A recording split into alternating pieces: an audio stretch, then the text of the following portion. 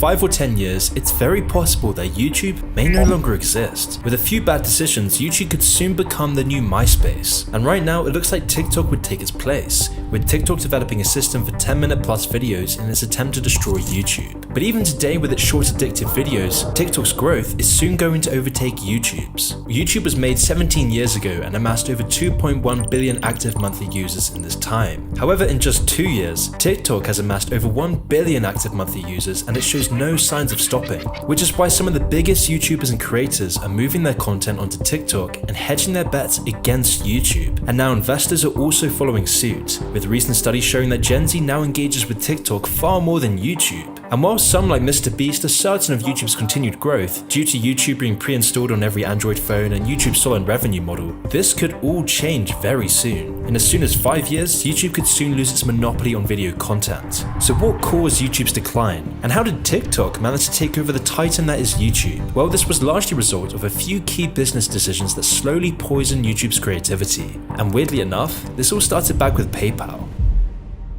The story of YouTube starts with PayPal. At the time, PayPal was revolutionary, changing banking and commerce dramatically. It was because of PayPal that everyone could buy and sell things securely without the hassle of bank transfers. It was a quick, simple process to send money. PayPal's changes to the online banking industry were unprecedented, but PayPal was seizing on just one tiny opportunity in the sea of the whole internet. And PayPal employees Chad Hurley, Steve Chen, and Jared Karam understood this. They needed to build their own internet project before it was too late. So their first idea was for a site called TuneIn Hookup, a video dating site where people could upload videos of themselves to find dates. But like most Silicon Valley stories, their first idea would be a flop, and TuneIn Hookup was abandoned. However, the PayPal employees weren't giving up this easy, because they didn't have time.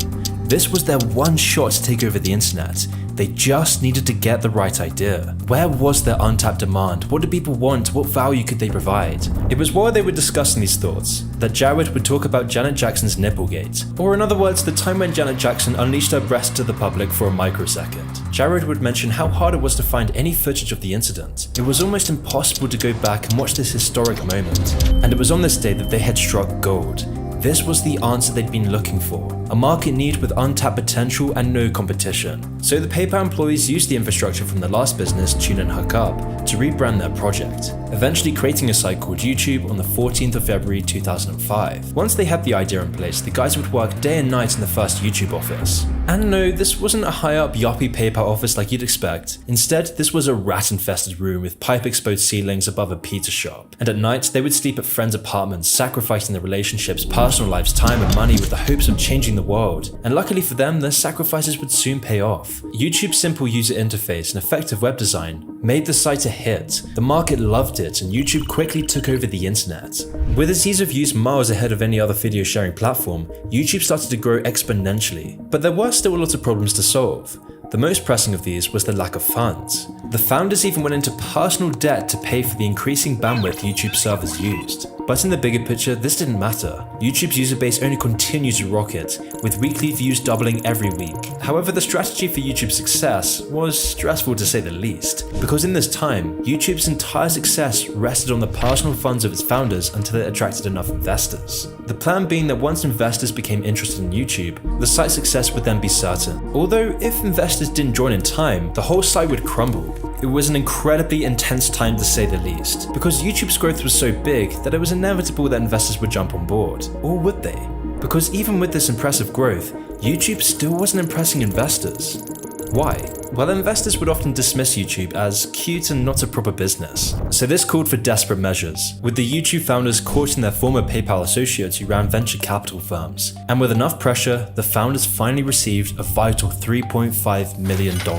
Their money problems were now solved. It finally looks like YouTube was going somewhere. The site would only continue to grow. And with the investments, YouTube could upgrade its service, developing the framework to embed YouTube videos into other websites, which was a vital move back in 2005. Because back then MySpace was the go-to social media, and on MySpace users were quick to upload their favorite videos onto their pages. And by uploading their favorite videos onto their pages, this gained lots of viewers and publicity for YouTube. It was with all this growth and prosperity that now YouTube was starting to catch attention, but not always from the right places. As YouTube grew in popularity, More videos were uploaded every day, making it harder to prevent copyrighted material proliferating the platform. This culminated in a series of lawsuits and threats, with one of YouTube's first viral videos, Lazy Sunday, being taken down for infringing on copyright. This was a big vulnerability and could destroy the YouTube empire, so YouTube tried to make deals with the copyright holders like Universal and Viacom, but the mounting pressure from all sides kept growing as YouTube gained more steam. Every big company wanted to destroy YouTube. It was a threat to the entire entertainment industry, and a year later in 2006, these issues eventually proved insurmountable for the small company. The founders now had to make a big choice. Were they going to make YouTube one of the biggest websites in the world, or would they cash out? They'd already seen what large corporate interests could do to a company and its employees from their time at PayPal. However, the copyright problems were only getting worse. They were reaching the end stage of the Silicon Valley business formula. The formula where you create a site from the ground up, build sturdy foundations, a giant user base, and accrued investors, but now they were reaching the final stage. The stage where they realized they can't make a profit or even handle the countless lawsuits aimed at them. They decided it was time to jump ship and begin the acquisition process. Now it's important I introduce a new character who will become very important later in this video. Her name is Suzanne Wojcicki. Suzanne Wojcicki had been one of Google's first employees back in 1999. Her focus back then in Google was in advertising, and she was damn good at her job, where she would mastermind Google Ads, and eventually AdSense, which became the lifeline of all online creators. But arguably the most impressive thing she's done was convince the Google founders to buy YouTube in 2006.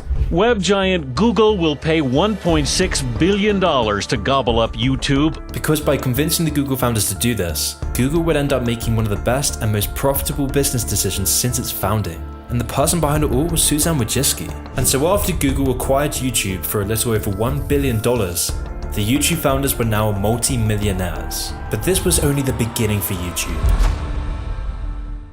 But before we get onto that, I want to talk to you about CleanFox and digital pollution. CleanFox is a free web and mobile app that fights against digital pollution. Gathering more than 5 million active users, CleanFox detects and lists newsletters to allow its users to delete them and subscribe from unwanted ones in a few clicks. CleanFox does this by acting as the Tinder of newsletters, where you can swipe left to block the newsletter, or swipe right to keep the email, or then by swiping up to delete your emails. The CleanFox app is a real time saver for the average internet user who isn't obliged to click on each newsletter to unsubscribe manually, because on average a CleanFox user deletes 15,000 emails and blocks 30% of newsletters. And then by increasing your productivity, CleanFox also allows you to reduce your carbon footprint by tackling digital pollution, which is really important because the internet's carbon footprint is growing by 9% each year. No other type of pollution is growing this fast, and if just 10,000 of my subscribers deleted 1,000 emails each, this would avoid the emission of 100 tons of CO2 per year, which is equivalent to 26 London to Los Angeles round trips by plane. This is because one email generates about 10 grams of CO2 per year, consuming as much energy as a 7-watt bulb lit for 3 hours. All of this pollution, even though 80% of emails are never opened in the UK. The unread emails of UK internet users emit an average of 2 million tons of CO2, which is as much as 1.3 million cars. And the problem here comes from not sending emails, but the storage of emails. And yet 80% of British people don't know that email storage causes pollution, and 70% have never heard of digital pollution. So to help tackle digital pollution and increase your productivity, download CleanFox on iOS or Android today by clicking the link in the description below. Now back to the video. At first, the deal worked perfectly for YouTube. Google would use its power to protect YouTube from copyright issues and handle all of the dirty work, while the founder Chad would continue his role as CEO and grow the company with the original vision. This mix of Google's money and power combined with Chad's vision brought a golden age to the internet, a place where YouTubers could take back power from the corporate media, gaining viewerships that rivaled CNN, Fox, Disney, and the best part was that anyone could do it. You can make a video about everything and anything and gain giant viewerships, which granted YouTubers immense creative freedom, whilst also giving fans the content they wanted to see. Today with YouTube, that everyday people actually are the media. You guys don't just watch news, you make news. This was the core of YouTube, a place where anyone anywhere could express their opinions, creativity, and personality to the world and be rewarded for doing so. Memes, rickrolls, cartoons, parodies, independent news, everything.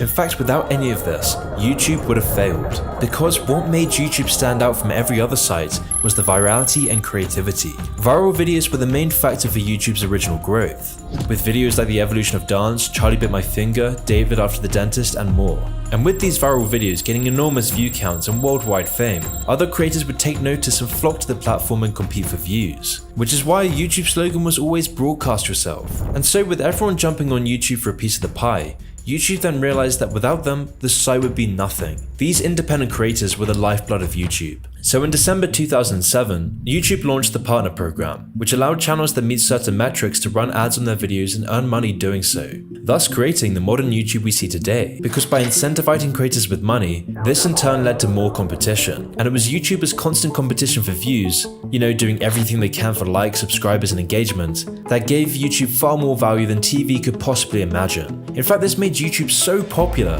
that by just 2007 alone, YouTube consumed as much bandwidth as the entire internet in 2000. It was reported that by May 2010, YouTube was serving over 2 billion videos every day, which was almost double the primetime audience of all 3 major US television networks combined. According to figures from market research firm Comscore, YouTube was the most popular online video source in the United States in May 2010, with a market share of around 43% and over 14 billion videos seen. It was clear that YouTube was unstoppable, entertaining users endlessly each and every day.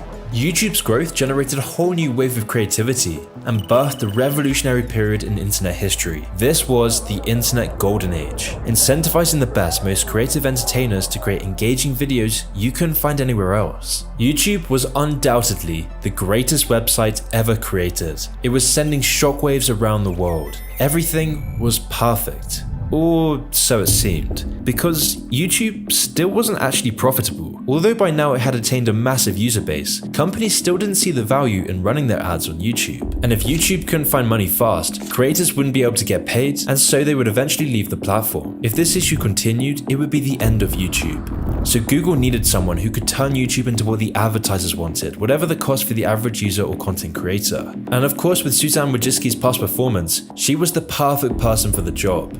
She was the person behind Google and YouTube's relationship in the first place. It's very likely that without Susan, Google would never have bought YouTube. I mentioned earlier that she worked on advertising for Google and most importantly created AdSense, with AdSense being the money behind the Partner Program, which gives YouTubers a fair cut of the company's ad revenue. Without AdSense, none of your favorite YouTubers would even exist. YouTube wouldn't even exist. It was actually because of AdSense that big new media companies like Vice, Fox, BuzzFeed would begin to pop up out of nowhere.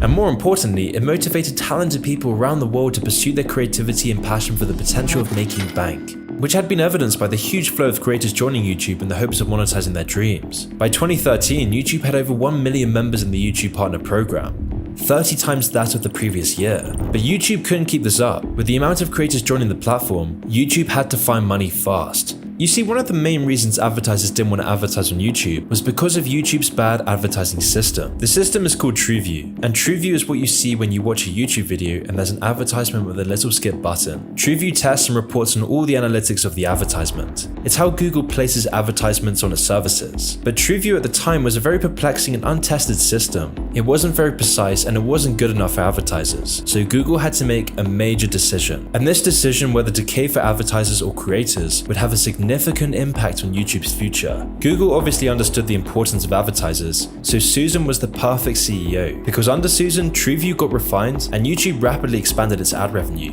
with YouTube far exceeding the viewership of TV networks while also having the backing of big budget advertisers. Susan had seemingly solved the billion-dollar question. She was now gaining YouTube tons of revenue and lots more viewership, and with more revenue, YouTube could reinvest it back into gaining more views. It was a genius business move, and on the surface, it seemed like everything was fixed. But with every decision comes unforeseen consequences, and the results of this would only become more apparent in the years to come.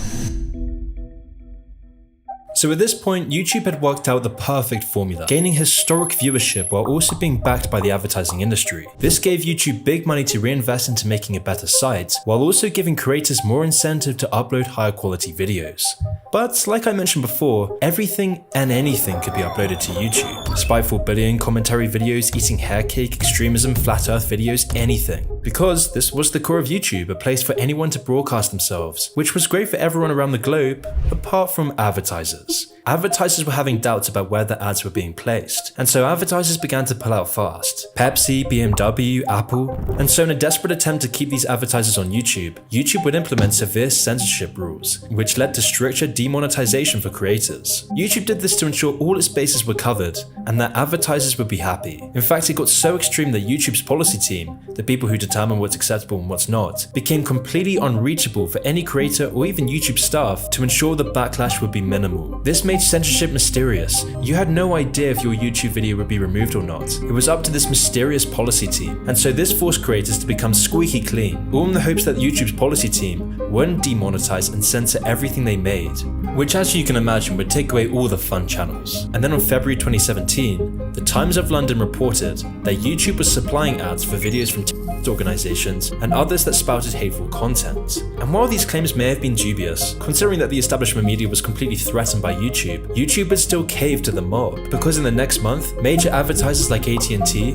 Verizon and Pepsi all threatened to pull ads from YouTube after their ads were discovered to be running alongside content that was, quote, promoting terrorism and anti-Semitism. So Suzanne Wojcicki would have to take some drastic measures, working with advertisers to specifically ensure that all their ads were placed on specific types of content and creators. And now this might sound reasonable, and it may have been the only option for Suzanne Wojcicki, but by doing this completely disconnected YouTube censors with YouTube creators and their audience, which slowly began to destroy everything that made YouTube. But back in this time, there was no real competition with YouTube. YouTube had the monopoly on video content, it was indestructible, and so they could kind of do whatever they wanted, and every creator would have to follow their orders. And so YouTube would go extremely hard on censoring and demonetizing videos. This period would later become known as the first adpocalypse, where nearly all creators would suffer the consequences, having countless videos that were once monetized removed from the monetization program. In some cases, due to the new content policies, many videos would be taken down and the channels that uploaded them were issued community strikes. And once 3 community strikes were issued,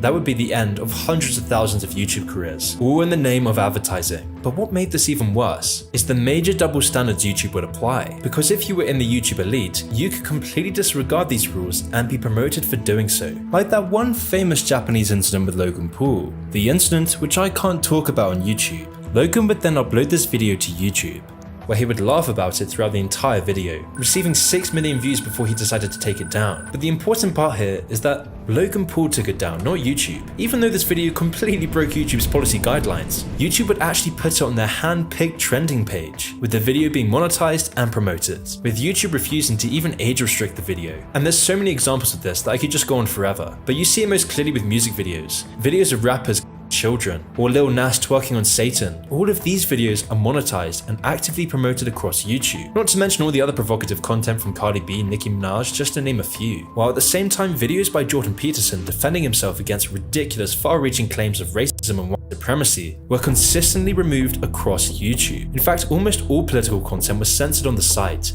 demonetized, striked, and censored into silence. Unless, of course, you weren't an independent creator. Because the only way to not be silenced or demonetized for political opinions is to have the right political opinions with the right corporate backing. If me or any other independent YouTuber were to speak about controversial news events, my channel would likely be striked, posing a serious risk for my channel being completely deleted. And I'm not exaggerating, because even videos like my tragic tale of Kanye West video got demonetized with a manual review for no reason at all. Or like when you do pass YouTube censors to discuss things like a quote, digital ID codes, you can soon become a massive target. This happened to me in December when I posted a video on the metaverse and digital ID codes. In 7 days, the video had reached 1.9 million views, outranking all other videos on the same topic. But then after receiving criticism for my opinions, the YouTube algorithm switched off the tap completely. YouTube buried the video. You couldn't find it on any search result. It was completely blacklisted. And this happens to creators all the time on the platform. This isn't just me. People like Brett Weinstein have been struck multiple times for discussing such issues. However, if you're one of the late night Jimmys, you have a free pass to talk about anything you wish. Or if you're the establishment media,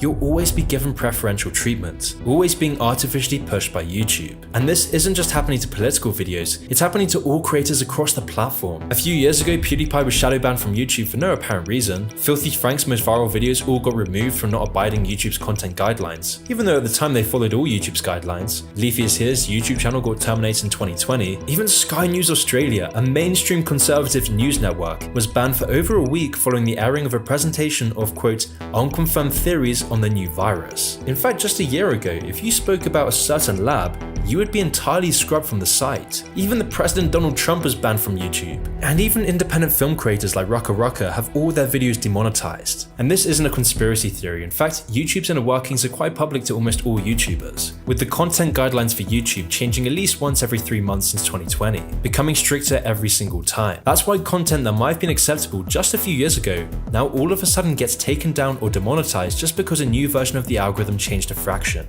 By doing this, it marks a dramatic change in YouTube's core foundation. YouTube's really no longer for anyone and everyone. In the words of Philip K. Dick, the basic tool for the manipulation of reality is the manipulation of words. If you can control the meaning of words, you can control the people who must use the words. By making these decisions, YouTube was going against the free speech utopia that YouTube was so destined to achieve. And by doing this, YouTube created a huge gap in the market, a gap that would soon be filled by a random lip-syncing site called TikTok.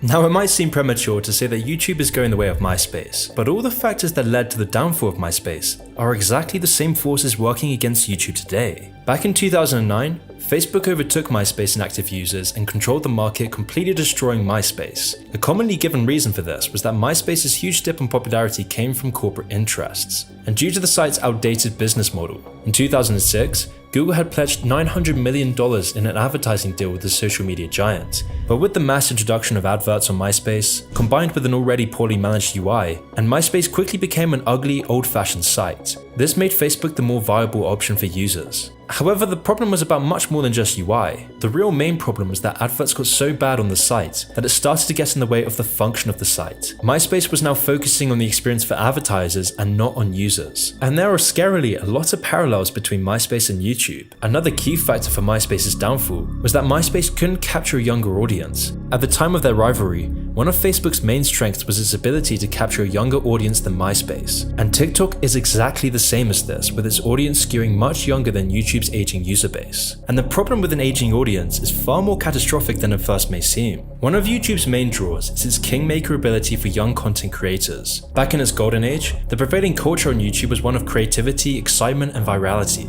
Anyone can make it big on the platform with just one viral video, which would then be the catalyst for a long and successful career on the site. But this isn't the case nowadays, with most new internet stars coming from TikTok or other sites rather than YouTube. YouTube sealed their own fate in this respect with their demonetization of new creators playing directly into TikTok's hands. All of these factors, just as they led to MySpace's demise and Facebook's rise, will lead to TikTok supplanting YouTube, and the process is already underway. It took YouTube 17 years of staying ahead of the curve to gain its 2.1 billion active monthly users. However, TikTok, in just 2 years, amassed over 1 billion active monthly users, and it shows no signs of stopping. And at first, it may seem that these sites aren't competing. After all, TikTok's famous for its short videos which reward creativity and humor. You don't really get in-depth videos on TikTok. And seeing as its maximum video length is only 3 minutes, TikTok doesn't really seem to be competing with YouTube's traditionally longer form content. However, this is changing from both sides. YouTube's been putting more and more of their focus into YouTube Shorts, which is why you're now starting to see most of your favorite YouTubers use YouTube Shorts, as this is a desperate attempt to crush TikTok's competition. However, TikTok, on the other hand, is now trying to extend their maximum video length to 10 minutes. These moves by both companies are putting the platforms in direct competition with each other, because users usually stick to one platform. And with TikTok's much faster growth and younger audience, it seems like this battle can't be won, and TikTok's move into longer videos will create even more problems for YouTube. Since YouTube's always had a monopoly on music videos, if you're an artist and wanted your music video to get really any amount of attention online, it had to be on YouTube. Music videos are also one of the main draws to the site. None of the top 10 most viewed videos on the site are some sort of music video. YouTube has also based much of their monetization around music videos. Quote, 91% of YouTube music users have watched a related YouTube video beforehand. This all means that if TikTok starts to erode YouTube's dominance of the music video market, it could take away a large proportion of YouTube's user base as well as its income. This is yet another way that TikTok will gain ground on YouTube in the years to come. But the final and most important nail in the coffin is YouTube's corporatization that has pushed YouTube's creative edge into the ground. Right now, TikTok is taking away the very pillars that made YouTube so successful, because TikTok makes it far easier for any user to go viral without any prior following. It provides anyone an audience with millions without shadow banning or censorship. Anyone can express their opinions on TikTok, unless it's about the Chinese government. This is why 13 TikTok accounts now reach 1 million followers a day, compared to YouTube, where only 5 YouTubers reach 1 million a day. because TikTok makes it far easier to become famous. All you need is a good song and use TikTok's own editing tools and you can become a viral hit. Whereas on YouTube, it takes months and years to gain anywhere near the traction of a simple TikTok video. And with TikTok's incredible user interface, insidious algorithm, and short dopamine-sucking videos, TikTok has become a far more addictive app, with the average TikTok user spending 52 minutes a day on the app, while the average YouTube user only spends 11 minutes and 24 seconds on the app. It seems very apparent that by YouTube's silencing of opinions, demonetization of creativity, and the promotion of corporatized media and advertisements on its platform, and YouTube is now driving away its creators and audience. Which is very sad because unlike most other social media sites, I truly believe that YouTube is good for society. I'm very grateful for the opportunity that YouTube has provided me personally, but overall, its actions are ruining the platform. And TikTok, I regard in much worse regards, is now taking over. And understandably so, because TikTok is a newer and more updated way to broadcast yourself. It is doing what YouTube's forgotten. And sadly by this point, I'm not even sure if there's a solution for YouTube this time. Suzanne Wojcicki, while making YouTube the success it is today, may also be the main reason for its downfall.